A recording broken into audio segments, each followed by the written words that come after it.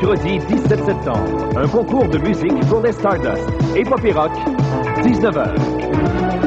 Sans à suivre. CFCM 10, la télévision de Montréal.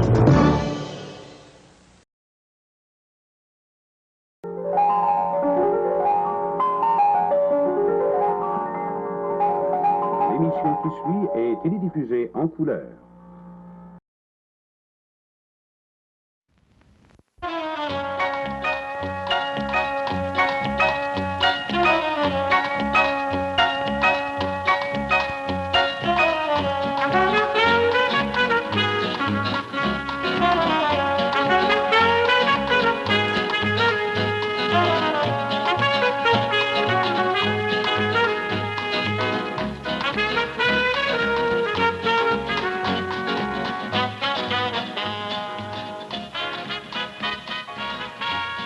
Qu'essayez-vous de voir une lumière d'espoir éclairer ses yeux, qui souvent disent la tristesse, éclairer sa lèvre tendre et spirituelle, et aussi son cœur, qui est le cœur d'une grande artiste, Clémence Desrochers. Est-ce qu'il y a longtemps, Clémence, que vous habitez toute seule? 2 ans. Parce que si je vous pose cette question, c'est parce que je sais qu'avant vous habitiez avec vos parents, n'est-ce pas? Oui, j'habitais avec mon père et ma mère jusqu'il y a 2 ans. Puis après, je suis partie comme une grande fille toute seule dans son appartement. Qu'est-ce que ça vous a fait de partir comme ça? Oh, ça m'a fait beaucoup de mal. Ça m'a été dur parce que j'étais habituée à une vie de famille très intense. Puis la maison était toujours pleine de monde parce que mes frères et sœurs revenaient toujours à la maison paternelle. Et après ça, de tomber ici, là, sans présence, quand même on ne se parlait pas, très souvent on ne se parlait pas. Et, il y avait la présence humaine. Et il n'y avait pas de présence, alors je trouvais ça terrible. Ce que je faisais, c'est que j'étais ici que pour venir dormir et très très tard, au début. Puis après, peu à peu, ben, j'ai dit, il faut que je m'y fasse. Alors, je me suis apprivoisée au bruit des calorifères, que je connaissais pas, qui me faisaient sauter dans les airs. Parce que c'est chauffé à l'électricité, alors ça fait des craques, bing, bang. Puis là, ben, je les ai connus, je les ai étudiés, puis je savais qu'ils arriveraient. Bon, après ça, ça allait. Puis le silence de la maison et tout ça. Pardon. Qu'est-ce que vous a fait choisir cet appartement plutôt qu'un autre? Oh, j'ai cherché, puis je trouve ça terrible de chercher un appartement parce que on le cherche, on le voit par exemple le soir, c'est pas mal. On arrive le lendemain matin, c'est terrible parce qu'on voit à la lumière du jour.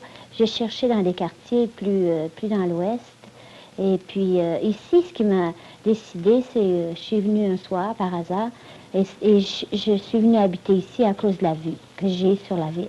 La vue est vraiment magnifique. Vous avez ce que vous m'avez dit tout à l'heure que j'ai trouvé charmant. Vous avez cette espèce de rond-point de Ridgewood. Oui, qui est une... C'est moyenâgeux. Ouais, c'est une rue unique en ville, cette rue, parce elle fait plus qu'un S, elle fait un double S. Et puis, vous avez devant vous la montagne, le cimetière. D'un côté, le cimetière, qui est comme un grand jardin calme. Oui. Et puis, de l'autre côté, la ville par le nord et la ville par l'ouest. Et l'université. Maintenant, Clémence, voulez-vous être aimable et nous faire visiter votre appartement, s'il vous plaît? Ça sera pas long. Bon. Il y a 3 pièces. Nous entrons. Nous entrons. Bon. Et moi, je bouge pas, là. Non, non, non. Non. Vestibule. Le vestibule. Il n'y en a pas. Vous appelez ça un vestibule? Ben, je sais pas. Alors, ça va être un 4 pièces. Moi, je pensais que j'avais un 3 pièces. Très chanceuse. Là, il y a une espèce de corridor en entrant. C'est ça. Où j'ai arrangé, avec l'aide d'un décorateur, les différents tableaux que j'avais. Ce ne sont pas des tableaux, en fait, ce sont des photographies d'un ami qui s'appelle Louis Forêt, qui avait fait une exposition il y a quelques années. Et il nous avait présenté des photos à plusieurs, dont il y avait Gilles Vigneault, Claude Léveillé, Félix Leclerc, Françoise Bugeaud. On avait écrit des textes sur ces photos. Alors, il nous présentait ces photos, on en choisissait, et après, ce que ça nous inspirait, on écrivait une sorte de petits poèmes. C'est très joli ce que vous avez écrit sur la photographie de M. Forêt. Oui. Oui, c'est très, très joli. Il y en a une que j'aime bien, c'est le crochet noir. C'est celle que j'aime le mieux. Le crochet noir qui est à l'entrée de votre living room. Oui, c'est ça. Là où il y en a 3 ensemble, là. Ouais. Celle du bas, qui est la photo d'une vieille porte de grange, où le crochet, c'est un hangar, je suppose, ou une grange. On va porter et à force de rentrer, sortir, le crochet noir à creuser, j'appelle ça une horloge, l'horloge du temps. Et votre bibliothèque? Ouais, elle est faite de toutes sortes de livres, parce que j'ai été, comme beaucoup d'autres, je me suis fait prendre par la collection du prix Nobel. C'est de très, très beaux livres, mais je vous avoue franchement que je regarde les images, puis c'est tout. Parce que je trouve qu'on peut trouver tous ces auteurs-là, puis d'abord, il y en a beaucoup qui ne m'intéressent absolument pas.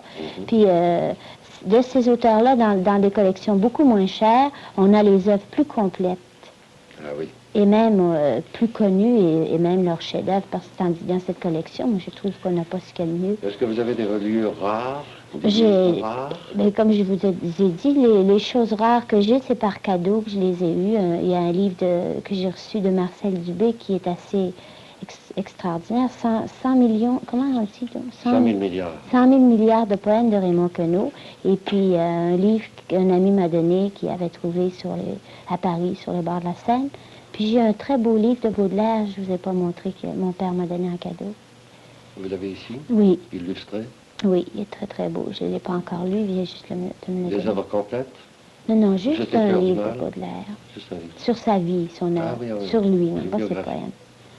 Et c'est Ouais. ici que vous vivez? Oui. Ici est votre living room, Oui. que vous avez fort joliment arrangé d'ailleurs. Clémence, permettez-moi cette indiscrétion. Est-ce que vous avez dans votre appartement des souvenirs de la maison qui vous est restée si chère? Et il y a le souvenir très précis la photo de noces de mes parents sur l'étage en plein centre. Oui. Mais comme objet, là, comme meuble, quand j'ai quitté la maison paternelle, j'ai voulu me séparer De tout? des anciens meubles et j'ai presque rien gardé. J'ai gardé le petit sofa, ces deux chaises et je suis repartie. Cette chaise qui est là? Oui. Et Cette là, chaise, ça et ça. c'est tout ce que vous avez gardé? Oui.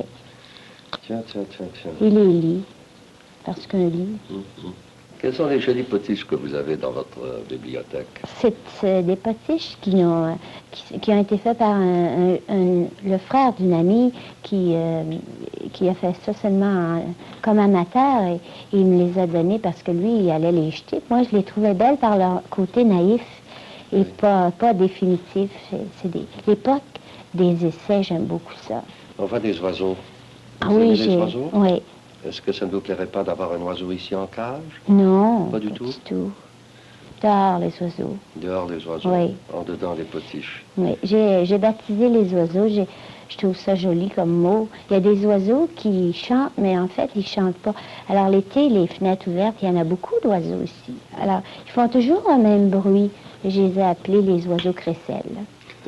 Je trouve que c'est pas mal. Oui, c'est pas mal. Est-ce que dans votre chambre, vous gardez sur le mur ce rectangle de Braque parce que vous avez une passion particulière pour Braque? Pour Braque, Cette nature morte. c'est pas mon peintre préféré, Braque. Moi, c'est le peintre que je voudrais m'offrir, c'est Modigliani, Chagall. Ah oui. Mais lui, Braque, cette peinture-là, je l'aimais beaucoup. En fait, c'est une reproduction. Et je l'aime beaucoup, je l'aime toujours. Et à la tête de votre lit, ces deux reproductions de Toulouse. Oui, Toulouse-Lautrec, je pense que si je l'avais connu, on serait devenus amis. D'abord, il est né le même jour que moi. Ah oui? Oui. Quel jour est-ce? Le 23 novembre. Mais je pense qu'il est né le 22.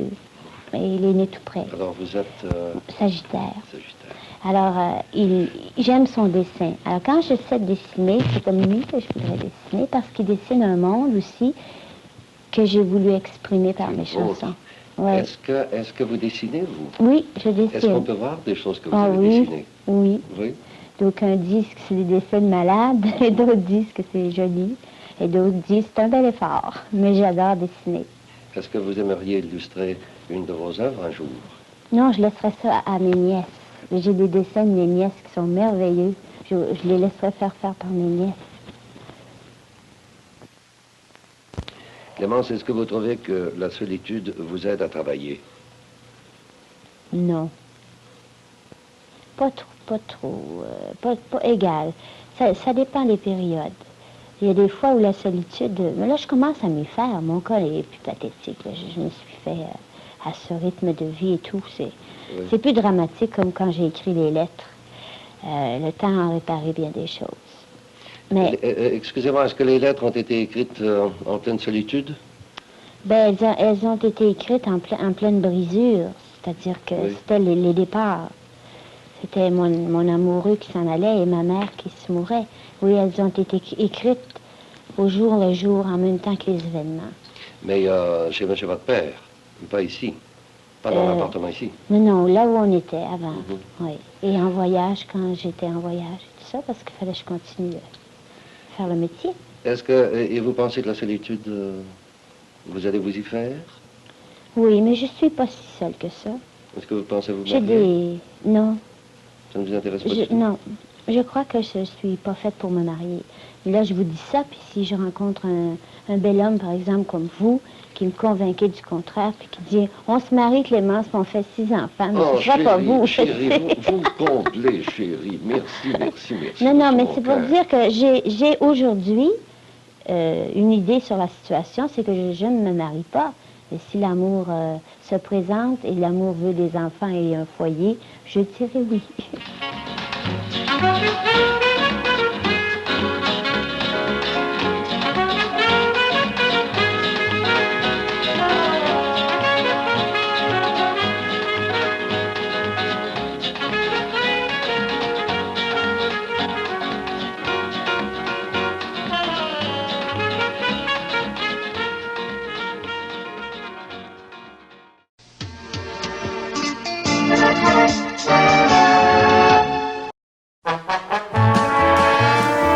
Cette émission est une gracieuseté des archives personnelles de Normand Daou.